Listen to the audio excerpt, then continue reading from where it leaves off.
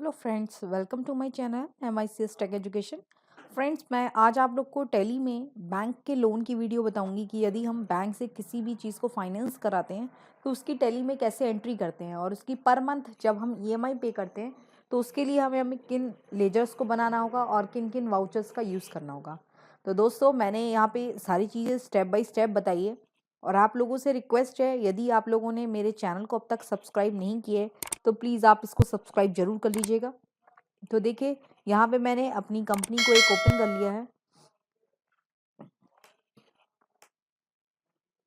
मैं एक कंपनी बना लेती हूँ यहाँ पे MICS के नाम से।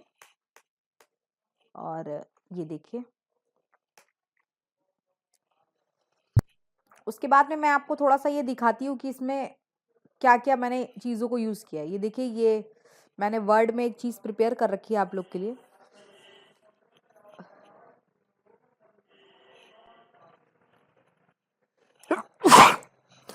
देखिए, मैंने यहाँ पे एक कार ली है जिसकी कीमत है 5,80,000 रुपये। एक कार है 5,80,000 की, जिसमें मैंने उसकी डाउन पेमेंट जमा कर दी है 1,80,000 रुपये और फाइनेंस मैंने उसके बाकी के 4 लाख रुपए करा लिए हैं, जिसपे मुझे 12% का फाइनेंस जो कंपनी है वो ब्याज लगा रही है और 2 साल की मैंने इसकी किस्तें बनवाई है।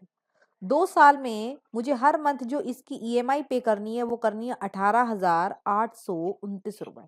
मैं आपको बताऊंगी कि टैली में इसकी एंट्री कैसे करी जाती है।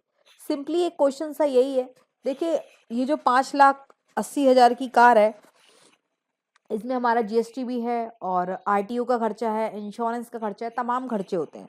लेकिन अगर मैं इसको बिजनेस के लिए खरीदती इस कार को तो हम GST को क्लेम कर सकते थे। लेकिन इसमें मैंने GST को अलग इसीलिए नहीं मेंशन करके दिखाया है क्योंकि ये पर्सनल यूज के लिए हम खरीद रहे हैं, उसके लिए कोई क्लेम नहीं होता है। सिंपली ये कार है 5,80,000, जिसमें 4 लाख मेरा फाइनेंस हुआ है और 18,829 रुपये की मेरी महीने की किस्त बनी है। मैं आपको इसकी टैली में एंट्री करके दिखाती हूँ कि किस तरीके से टैली में एंट्री होती है। ये देखिए, मैंने यहाँ पे मैं अकाउंटिंग वाउचर में जाऊंगी और सबसे पहले जो मेरी एंट्री पास होगी वो होगी जनरल वाउचर की। तो मैं कीबोर्ड से F7 की प्रेस करके जनरल वाउचर ओपन कर। जनरल वाउचर में पहले मैं एक लेजर बना लेती हूँ Alt+C से, क्योंकि मैंने कोई भी लेजर नहीं बनाया था।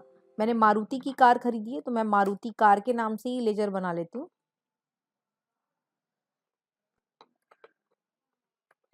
और जिसको मैं फिक्स्ड एसेट्स के अंतर्गत रख रही हूँ, F प्रेस करूंगी, ये आ गया fixed assets.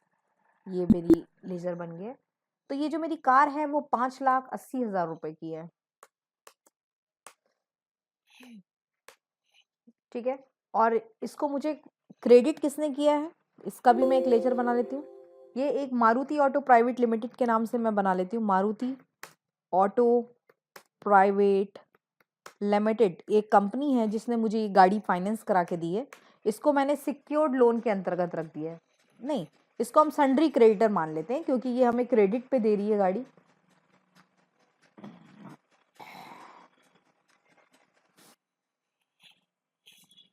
Sundry creditor select कर लेंगे, ये हमारा सन्ड्री क्रेडिटर हो जाएगा। और ये देखिए, इसने ये मैंने सिर्फ एक जनरल एंट्री करी है कि मैंने एक कार खरीदी है जो मुझे मारुति ऑटो प्राइवेट लिमिटेड ने फाइनेंस करा के दी है। ठीक है, ये देखिए।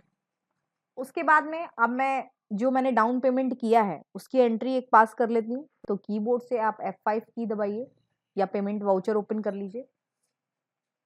तो जो मेरा डेप्टर कौन होगा, मारुति ऑटो प्राइवेट लिमिटेड, क्योंकि पैसा तो यही दे रही है ना।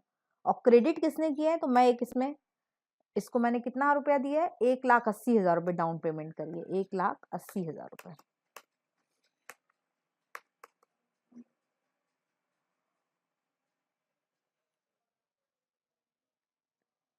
और क्रेडिट में मैं एक बैंक अकाउंट बना लेती हूँ अपना HDFC बैंक अकाउंट के नाम से, जिससे मेरा जो पैसा है वो कटेगा। इसको मैं बैंक अकाउंट के अंतर्गत रख लेती हूँ। इससे मेरी हर महीने की जो किस्त है वो कटेगी भी, और इसी बैंक से मैंने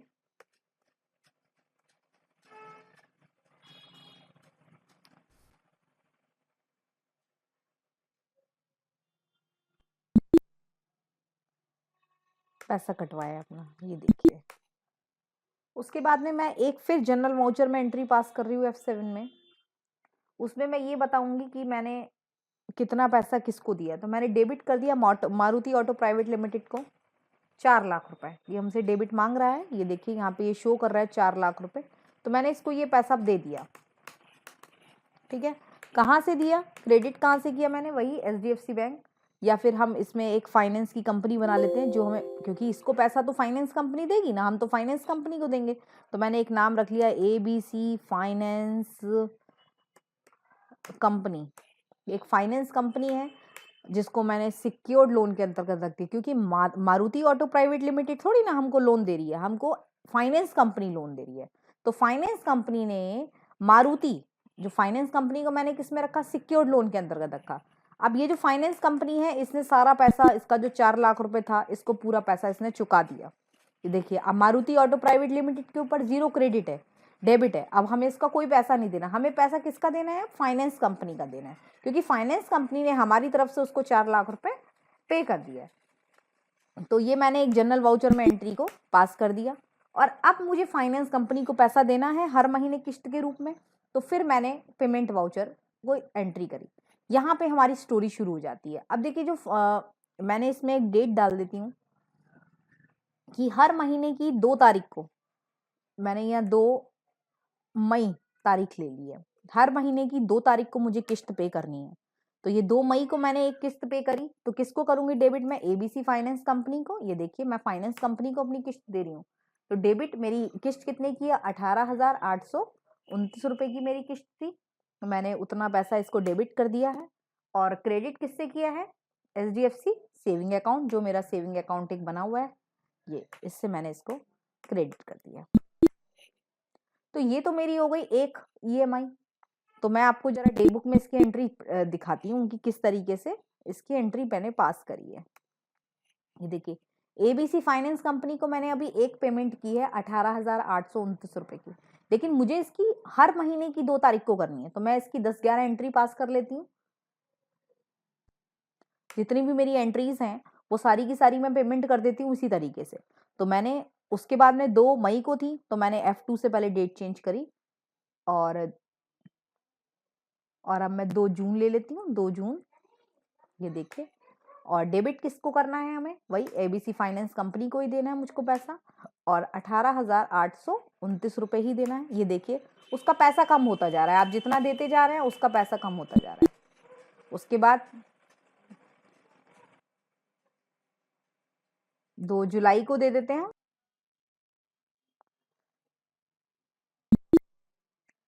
तो देखिए, यहाँ मैंने एंट्री को कंप्लीट कर लिया है, और अब मैं आपको यहाँ पे डिस्प्ले में जाके स्टेटमेंट्स ऑफ अकाउंट्स में जब चेक कराऊंगी,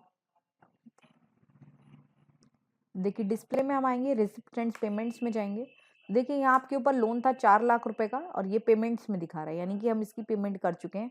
आप एंटर प्रेस करेंगे, ये देखिए दिखा रहा है सिक्योर्ड लोन के अंतर्गत 4 लाख रुपए, और ABC फाइनेंस कंपनी को आपने 4 लाख रुपए पे करे हैं। और यहाँ पे आपको सारी डिटेल इसकी प्रेस हो जाएगी। ये देखिए, HDFC बैंक के अकाउंट से करिए, पेमेंट करिए आपने 18,829 रुपए की, और लास्ट में करिए 1,54,623 रुपये हमने एक साथ पे कर दिए। तो उसने वो भी सब एंट्री दिखा दी है।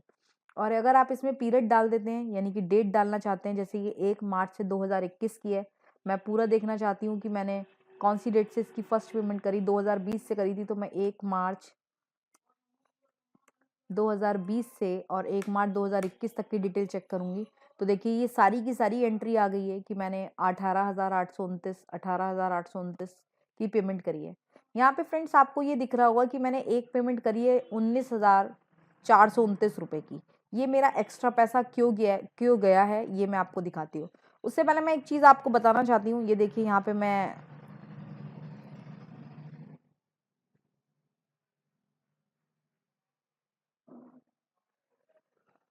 ये देखिए फ्रेंड्स, ये मैंने एक स्टेटमेंट निकलवाया। जब आप लोन सारी पे कर देते हैं तो आपको बैंक से एक स्टेटमेंट निकलवाना होता है।